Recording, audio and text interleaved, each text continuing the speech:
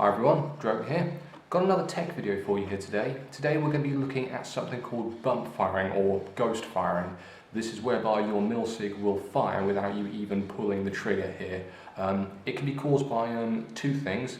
The first one is what's called sear slip. That's whereby the sear in the trigger here slips on the bolt. The second one is caused by something called pressure creep, which is to do with the regulator here. In this video we're going to be looking at sear slip. I'll be making another video to take a look at pressure creep. Now what I mean by sear slip here, I'll quickly show you. Now you can see here the bolt has this notch cut into it. The reason for that is of course so that the trigger sear here can hook into that notch there. The spring underneath the trigger sear here is pushing up into that notch to hold it in place. Of course air pressure is being pushed in at the back of the bolt here and is trying to overcome that trigger sear. When you pull the trigger, obviously it pivots about this point here, compressing the spring, allowing the trigger sear to drop out of the way, and the bolt flies forward. The spring then, at the front of the bolt, once the air pressure is depleted, pushes the bolt back, and the trigger sear rises back up in place again. If you're suffering with sear slip, then obviously the bolt here is going to slip over the top of that trigger sear. Now, the first way that you can overcome this problem, and the first thing you should check, is make sure your trigger is adjusted correctly. There's a screw in the trigger here which is usually used for adjusting the trigger so you can get full auto fire from your marker when you need it, but it can also be used to increase the level of contact with the sear on the bolt. So make sure that you adjust that first. The way you adjust it is you screw it clockwise in to increase the level of contact with the trigger sear and the bolt, and you screw it out to reduce the level of contact. Now if you've done that and you're still getting bump fire issues, your trigger sear itself may well have worn out, and in which case you're going to need to replace the trigger sear. So let's get started on that. To do this you're going to need a pair of 3mm Allen keys. You're going to need to remove these two bolts here, but of course in order to get the actual trigger group off you're also going to need to remove this part here which will take the mag well off. So let's get started. Oh, 2.5, not 3mm.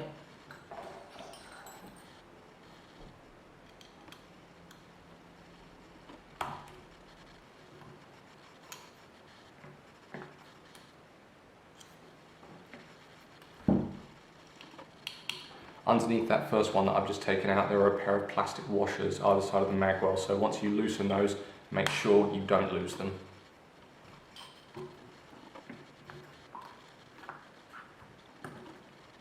So off comes the mag well. You can see there are the plastic washers, don't lose those. Put that to one side, and then take the final one at the end here out.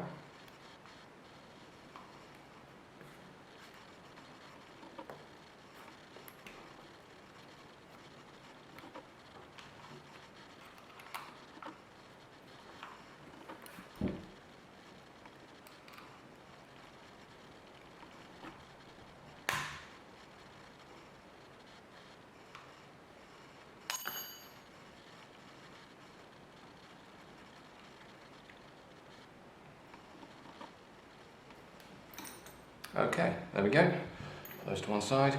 Once you've removed all of those, your trigger group will simply slide off.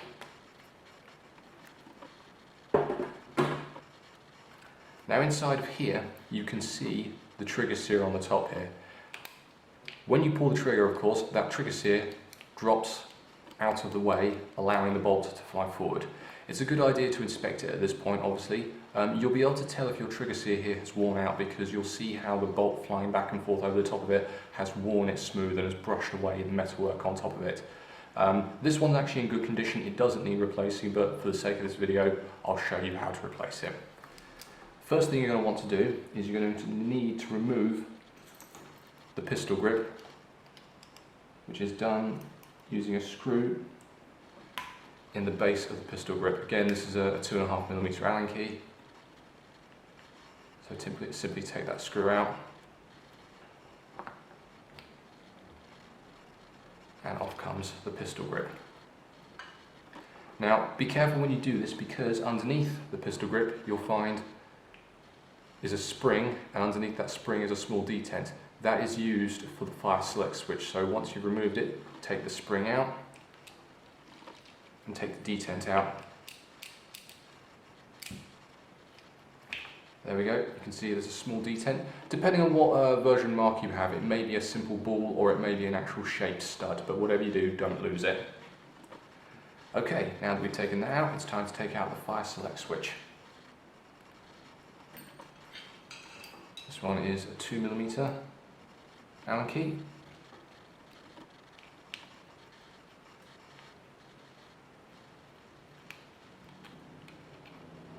Out that comes, put that to one side.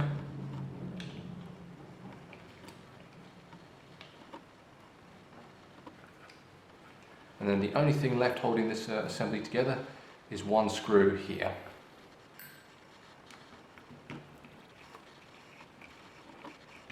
Take that out. Now, this will come apart in two halves of a shell, so we simply lift it and away it comes. And inside here you can see the internals of the trigger system. So like I said here, the first part that can cause the sear slip is of course the trigger sear here, which as you can see is being held in place by this spring. Now, once you've got it in this state, you can take the trigger sear out and you can replace it. Something to note, if you've already replaced the trigger sear and you're still getting bump fire issues, it may be because the spring here is worn out and is not pushing up hard enough into the bolt, so you'll want to replace that as well. That's simply just a case of lifting it off of the pin there and off pops the trigger sear. So we can now go ahead and we can replace that if we want to. Something to note about the pins here, try and keep them in the same location because there is an ever so slight difference in their position. These two ones that we see here are the full auto pins. So let's imagine that we've replaced this now, we pop it back on, pop the spring back into place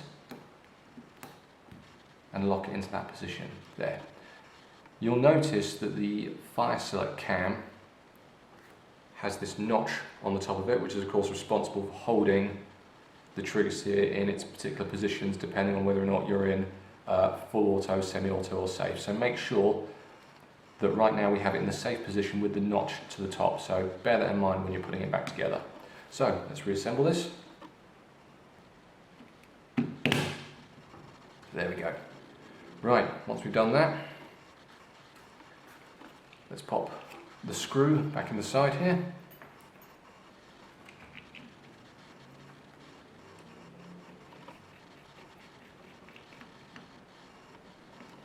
Then pop your fire select switch back in.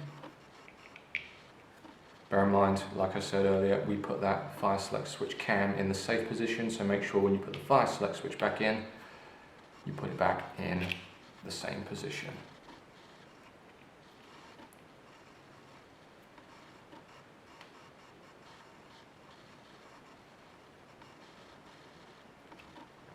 Now the fire select switch rolls over nicely. It's currently loose at the moment because of course we don't have the detent in position, so let's pop the detent back in. Into the hole it goes. Put the spring back over the top and then reattach your pistol grip.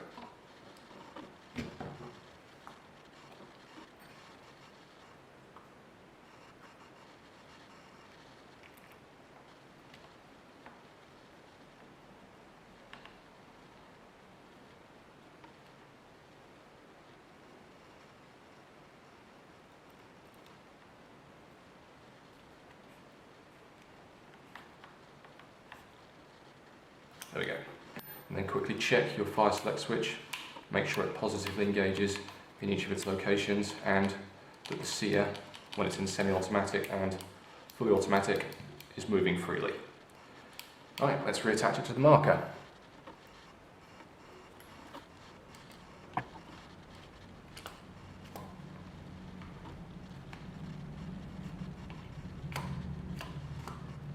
There we go. Pop the back pin in first.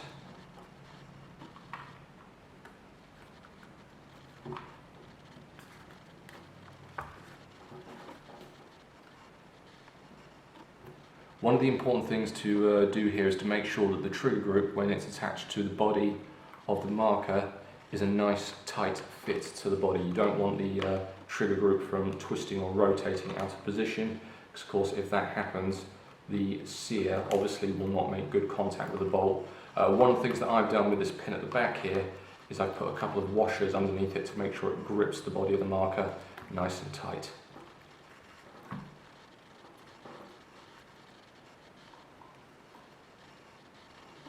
And make sure you put those plastic washers back underneath.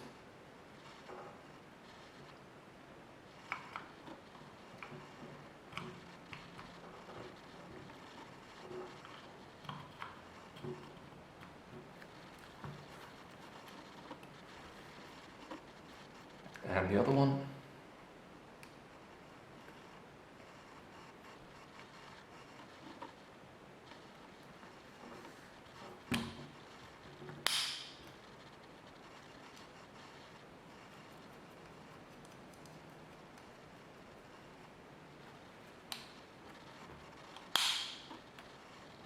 And the screws back in.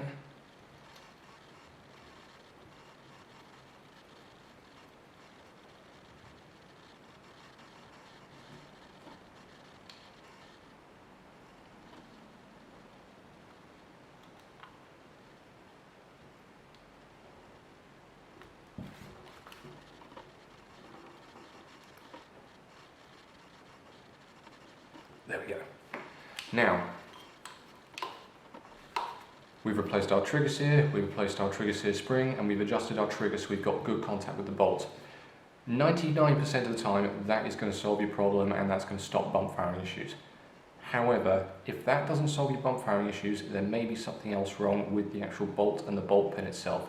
So what I'm going to do now is I'm going to take the regulator off the back, take the bolt out, and show you what's going on inside.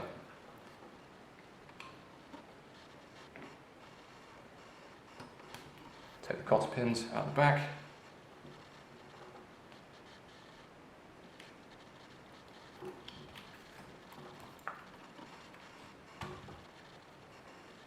Put those to one side.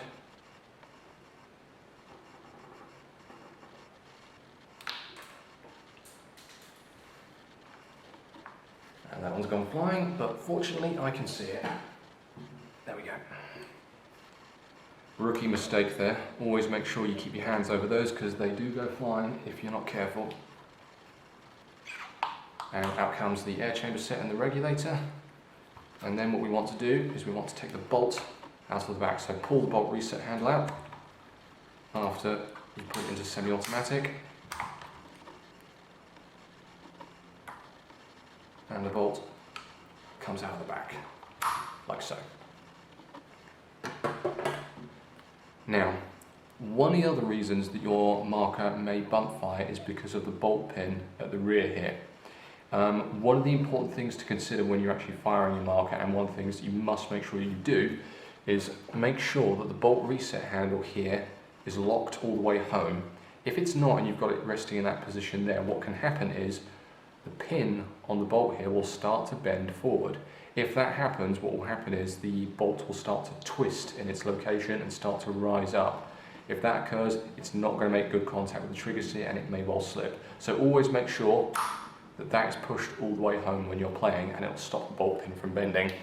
If you do notice that the bolt pin has bent, not to worry, you simply unscrew it from there, buy yourself a new one and fit it into there. You will need some thread lock to make sure that it holds in place tightly.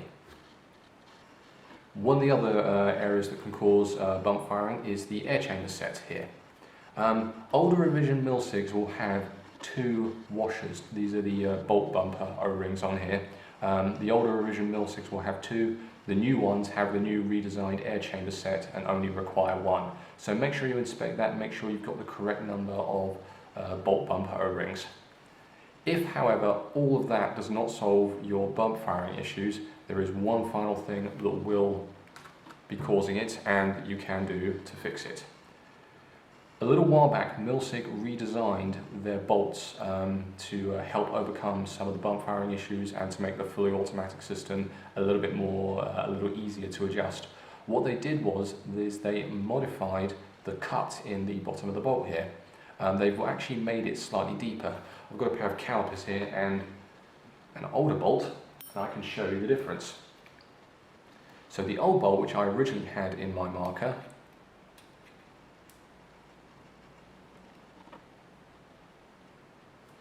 cut in that is 23.5 millimeters deep. If I spin that around, you can see that. 23.46, 23.5, around about there. Oh no, 23.6. The new cut in the new bolt is significantly deeper. As you can see there, what's that reading? 22.6. They've cut it deeper. Not only that, they've changed the shape of the cut in the bolt. On the old bolt, they simply have chamfered edges leading into the cut. On the new one, it's a chamfered lead-in, but it cuts to a vertical straight before it gets to the horizontal part. The new bolt, therefore, has much better sear contact and is much less likely to slip on the sear. Something to consider though, if you do need to upgrade your bolt to replace it to a new one, the new bolt is designed to work with new trigger group and the new trigger sear. What this means is if you've got the older version one, and I say older, it only varies very subtly. If you've got the old one with a new bolt, you may find that adjusting the full auto is a little bit more difficult. It takes a little bit longer to get it right. The reason being, of course, is you've got much greater contact between the sear and the bolt.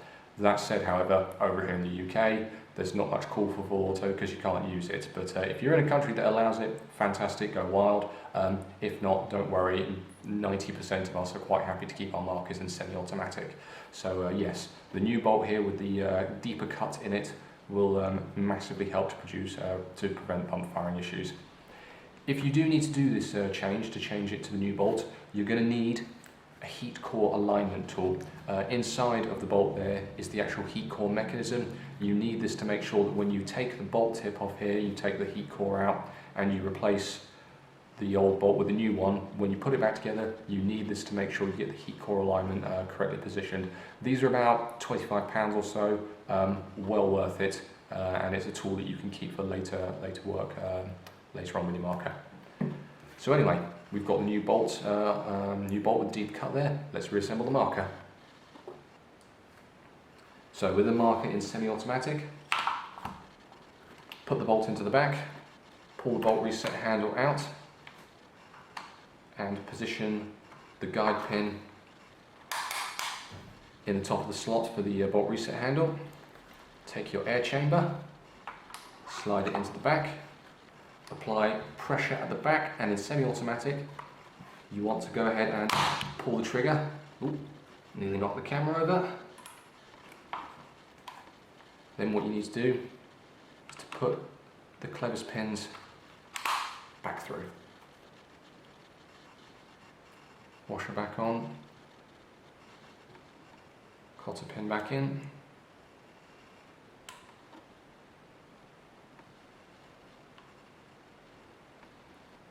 and the second one.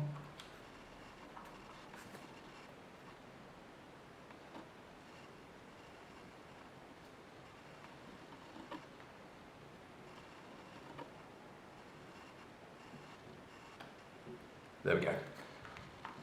And there you have it. That is how you replace your trigger sear, the sear spring, bolt bumper O-rings, and potentially the bolt should you need to do it. Hope you've enjoyed this video, hope this helps you with your marker, and yeah, hope to see you guys next time.